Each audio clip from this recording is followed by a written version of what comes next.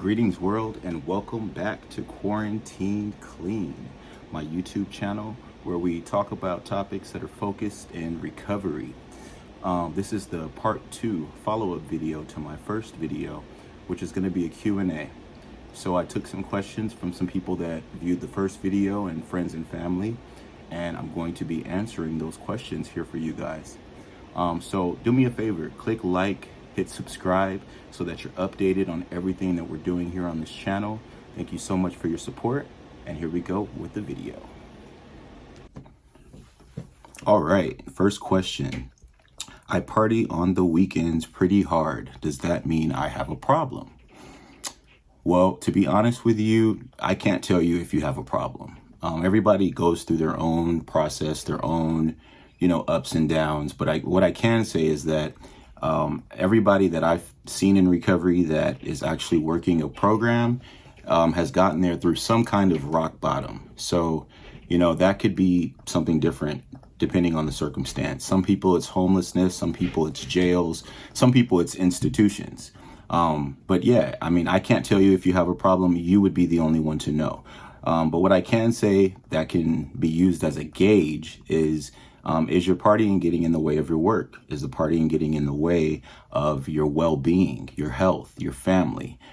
Is partying such a high priority that, other areas in your life that may need attention become neglected? That's a great way to tell if you have a problem or not, but I definitely can't be the one to tell you. All right, second question. What was the hardest part of your recovery? There were many, many, many hard parts to recovery, to be honest.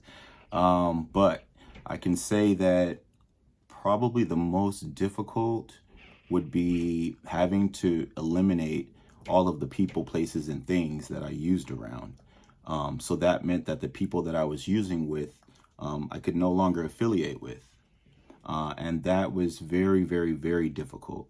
I have a group of friends, or I should say I had a group of friends that we partied together damn near every day if we could, definitely every weekend. And yeah, and some of those people were in my life before active addiction, right? And some of those people I still hold very dearly to my heart. And it's a painful process. It's a painful process to have to separate yourself to better yourself, is how you kind of have to look at it. And, there's a saying in recovery, then they say that if you hang around in the barbershop long enough, you'll wind up getting a haircut.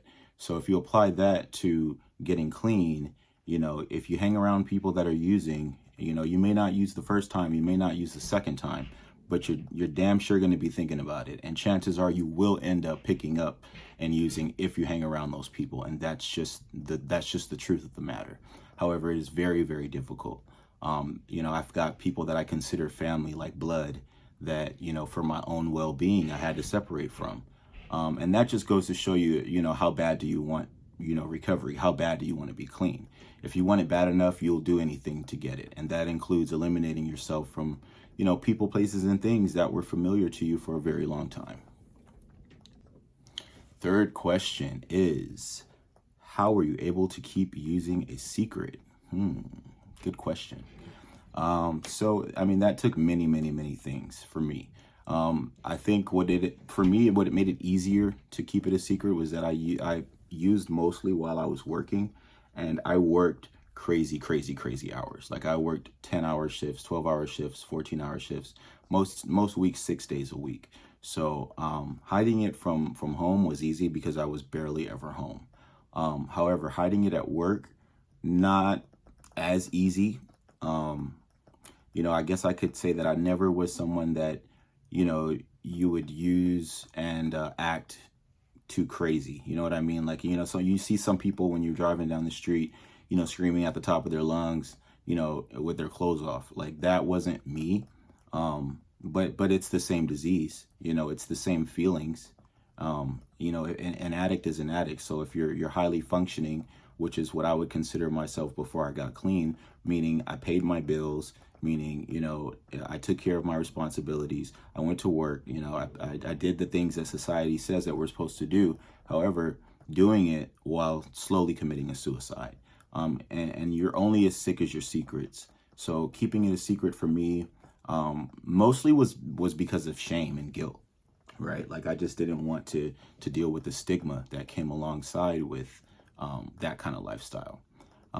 So yeah, I was able to keep it a secret, but I can tell you, if I was with my friends and I was with my family more often while I was using, I wouldn't have been able to keep it a secret. But the fact that I was spending all my time at work, made it easy for me to just keep everything at work.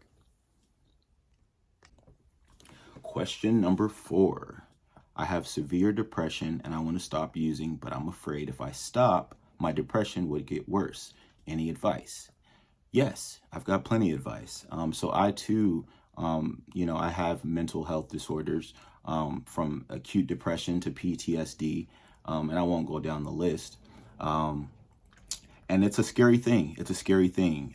Yes, if you do have these kind of behavioral disorders, you do need to make sure that you're seeking treatment, for your disorder. So if you're in therapy, and also if you're prescribed drugs from a licensed psychiatrist, you are able to take, drugs as needed. And so that's the thing. If your pill bottle says take twice a day, then you need to stay regimented to twice a day. Anything, above or below that is considered abuse. And what I can tell you is when I got clean, and I had to experience real raw emotions for the first time without numbing them, it was definitely painful, but it also made me more motivated to seek outside help. So today I do have a therapist that I see. I do have a psychiatrist that I see alongside with my program of recovery. And everybody's different. Everybody has different circumstances. Some people can get clean and, they can deal with the emotions right on and they don't need any outside help. Some other people are not as fortunate and have, just natural chemical imbalances that need to just be in check. But what I can say also is that recovery does, motivate you to get everything else in your life under control. So once the obsession to use is removed and you get the gift of feeling, feelings as they should be felt, it's up to you if you can handle it or if you can't handle it. But the whole point is to reach out and ask for help if you feel overwhelmed. But yes, it is absolutely possible for you to get clean, and then also deal with your dual diagnosis as well. Question number 5. I've seen pictures of people with missing teeth and torn up skin. How did you avoid that? Great question. I can't tell you a specific answer for that. What I can say is, the fact that I was using and needing to keep it a secret, I was very aware of, my physical health. So I always wanted to brush my teeth, always wanted to take care of my personal hygiene. And I can't say that if I would have stayed using, much longer, then I wouldn't have been one of those people with messed up teeth or messed up skin. I think that's just a combination of just using and using over a period of time. And, I guess maybe I just was fortunate. Maybe I was lucky. But I do know that once I got clean, I took my health a lot more seriously. I started taking, vitamins that I should have been taking anyway. I start to pay more attention to, my diet. So, I'm on a plant-based diet now, and I do make sure I stay hydrated. I drink only water. I don't drink soda. I don't drink juices. I only drink water. But I can't tell you for sure why my skin didn't react the way it did, or why I was able to maintain my, dental hygiene, besides just some consistency with upkeep, right? But that being said, no one is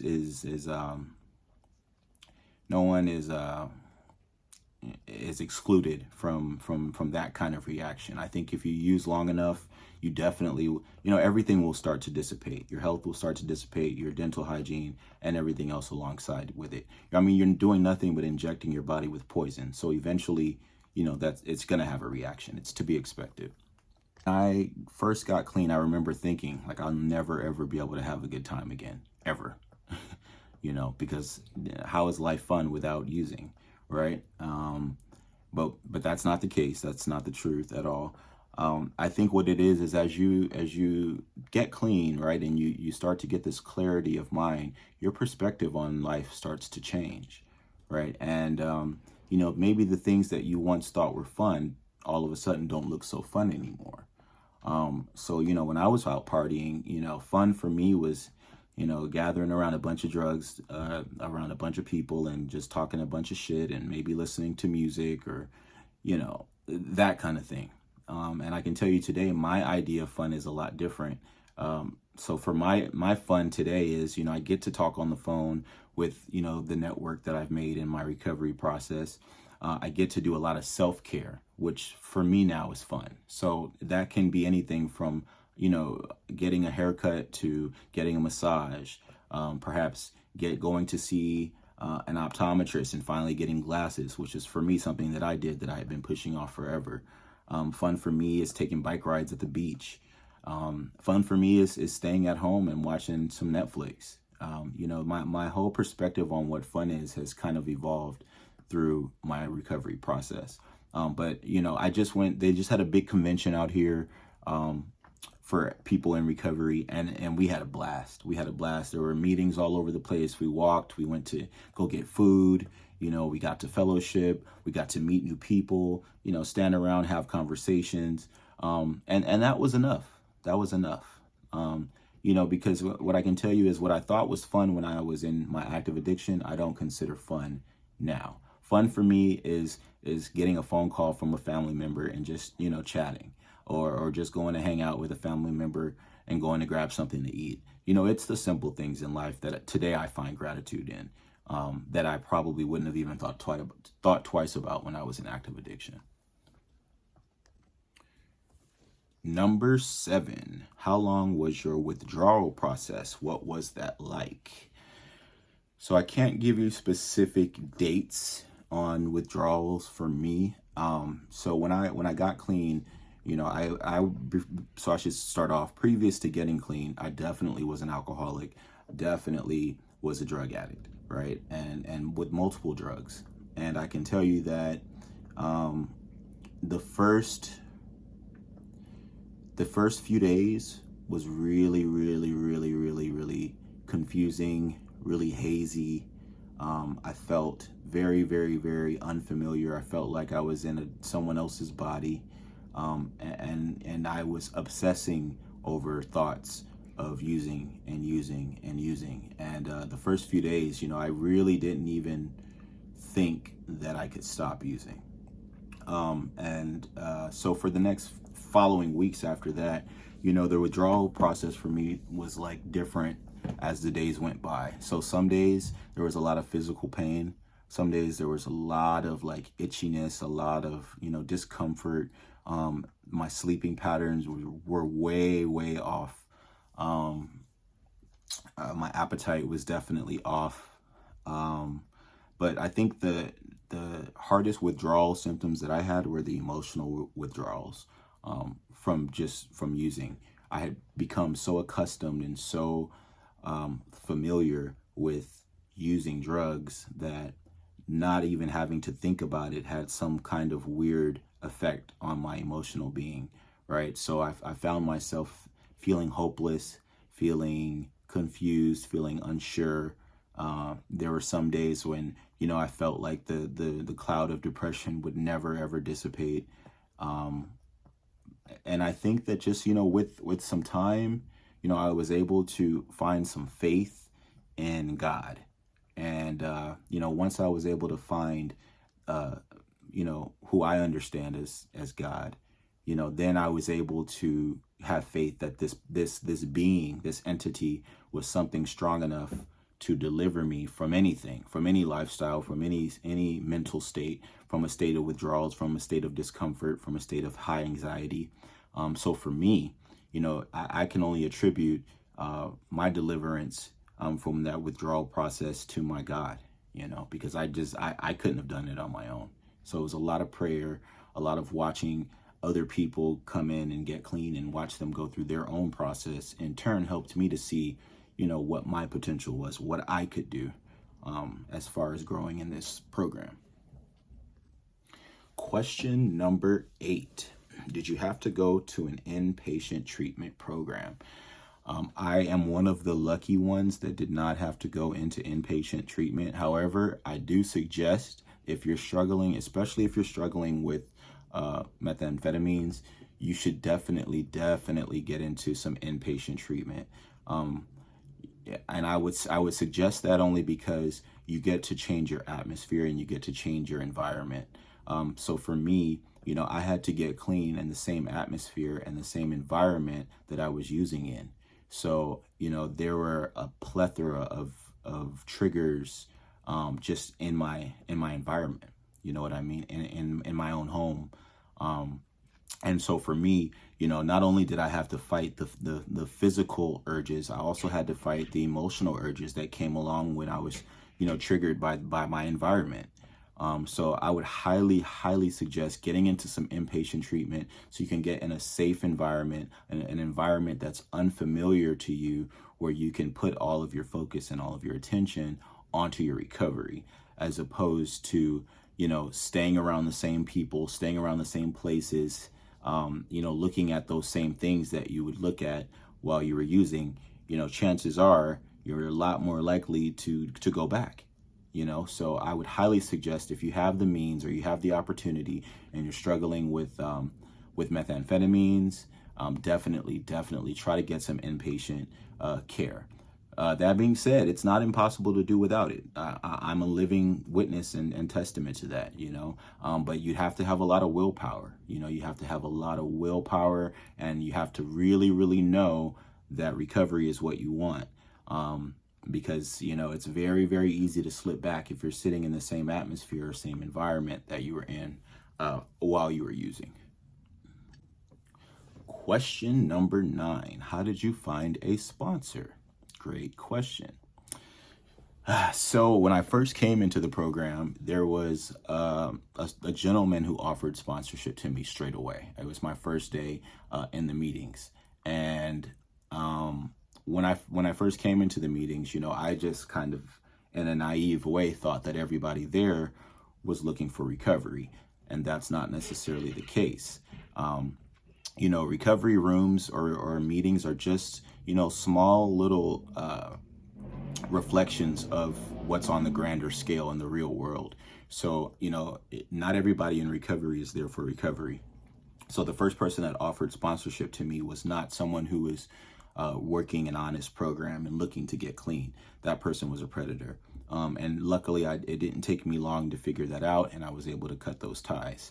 And then following that, I took a little bit of time to explore, the different rooms of recovery, and listen out to, different men in the program, looking for similarities, looking for, a way to relate to them. But most importantly, looking for someone who I felt like there was something I wanted to achieve. Like, I looked for people that were living a life I wanted to live. I looked for people that were saying the things I want to be saying. I looked for people that had a lot of clean time behind them and a lot of similar experiences. And I ended up finding a great sponsor. With that sponsor, I started to do some of my step work. And, I did make progress. However, the sponsor in particular had a very busy schedule, running a medical practice, running his own program. We didn't live in the same, county. So, even meeting in person was not the easiest thing.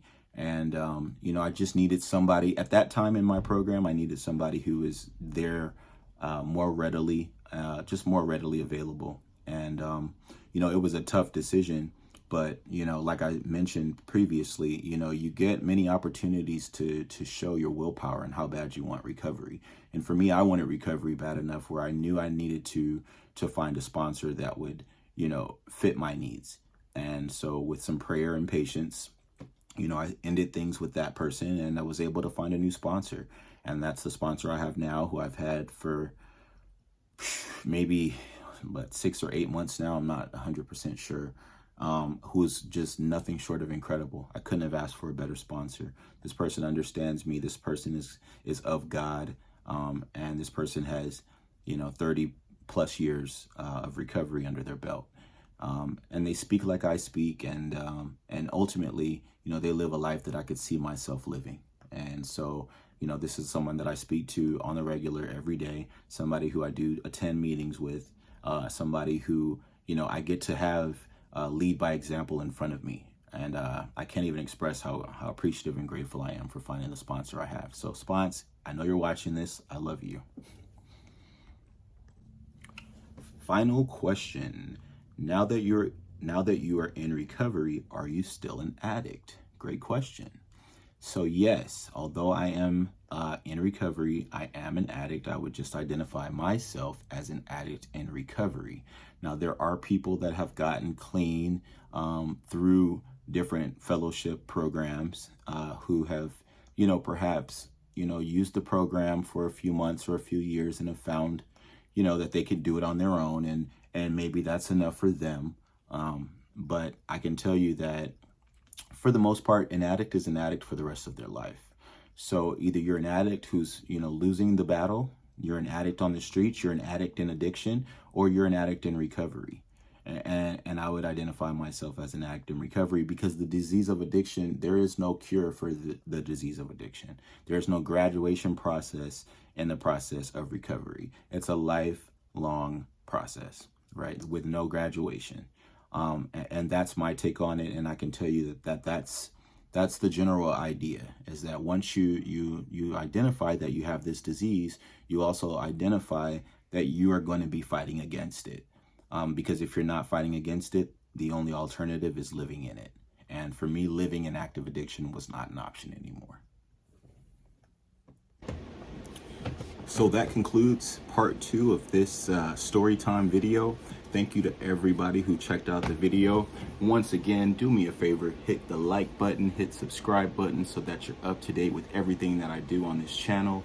Thank you guys so much for your support, and I look forward to seeing you all in the next video.